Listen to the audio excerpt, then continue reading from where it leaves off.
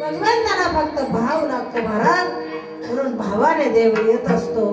दुःख हे प्रत्येकाच्या पाठीमागे आहे एवढे. कृष्णाचे वैभव वंदे शाळेत वसुदेव. दुःख हे प्रत्येकाला आहेच.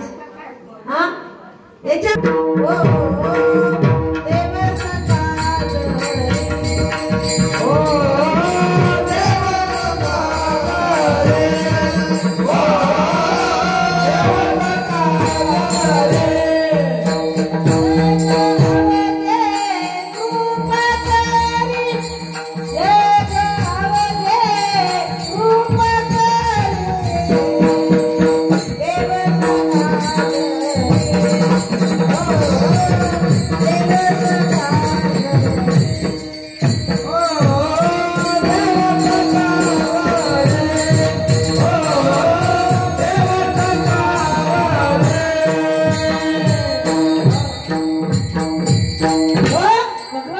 सकाळ बाबा कधीच कीर्तनाला न जाणारा योगायोग गेला.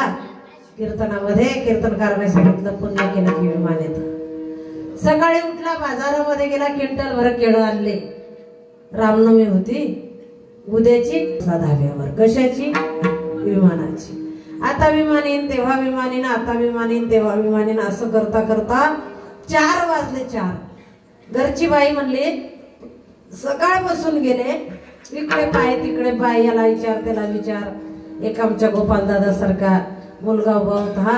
म्हणे का हो? म्हणे भाऊ. अरे म्हणे भाऊ तुझे काका दिसले का? म्हणे हो मावशी माझे काका. ते काय धाब्यावर बसेल आहे? म्हणे तिथे काय करता? म्हणे तू जाऊन विचार मावशी, मला काय माहिती आहे. ती बाई तिथे गेली. म्हणे का हो इथे काय करता? म्हणे विमानाची वाट पाहतो. म्हणे विमानाची? म्हणे हो. म्हणे कसं काय? म्हणे रातच्या कीर्तनकाराने सांगितलं पुण्य केलं की विमान न्यायला येतं. मग म्हणे तुम्ही काय पुण्य केलं? ती बाई म्हणे तो बाबा म्हणे केळं वाटले. ती बाई म्हणली माय माय माय माय माय माय, अच्छा सडेल केळं वाटले तर विमानाची वाट पाहता. 15 दिवसापासून लोकांचा कापूस चोरला त्याचं काम. आता एका दिवसाचे केळं वाटल्यानं विमान येईल का? एका दिवसाची कथा ऐकल्यानं, एका दिवसाचं कीर्तन ऐकल्यानं, एका दिवसाची एकादशी धरल्यानं येईल का महाराज? साधू संतांनी एक दिवस केलं का? नहीं महाराज. जन्म जन्मिया में बहु पुण्य केले, जन्म जन्मिया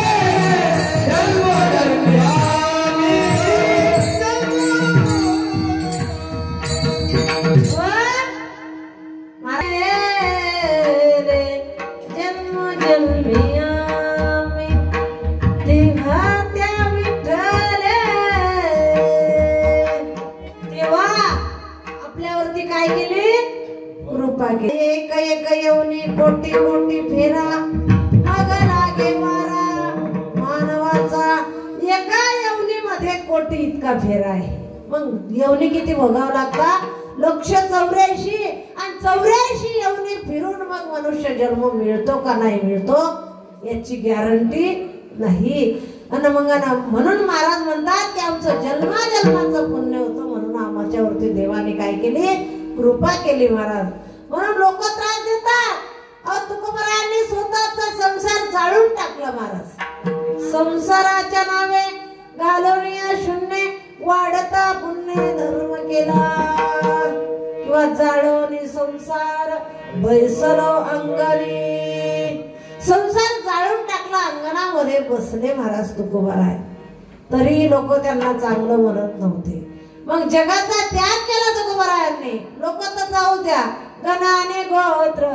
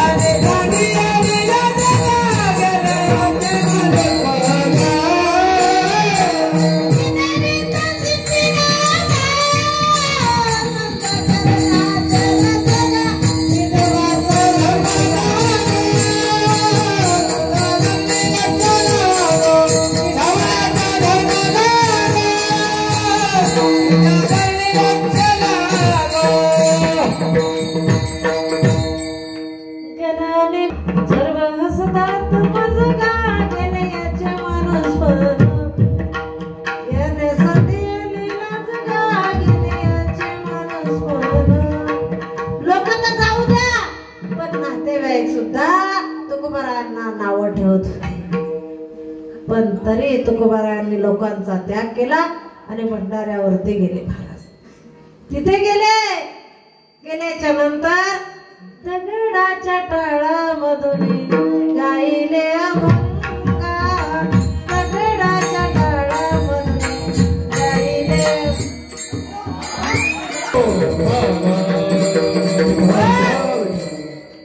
तिथे तुकोबाराय भजन करायला लागले. मग तिथे असं आमचं मंडळी होती का नाही महाराज. तिथे असे पखवादे महाराज होते का असे टाळ होते का नाही महाराज. दगडाचे टाळ होते का तुम्ही वरली आकाश पांघरायचे भूमीवरती निजायचे वार ताऱ्याकडे पाहायचे आणि वाऱ्याला भक्षण करायची अशी अवस्था तुकोबारायांची होती. तिथे तल्लीन झाले तुकोबाराय भजनामध्ये. पण तिथेही दुर्जनाने एक बाई पाठवली. पण तुकोबाराय होते ते जायव तू वाते नगरी सायास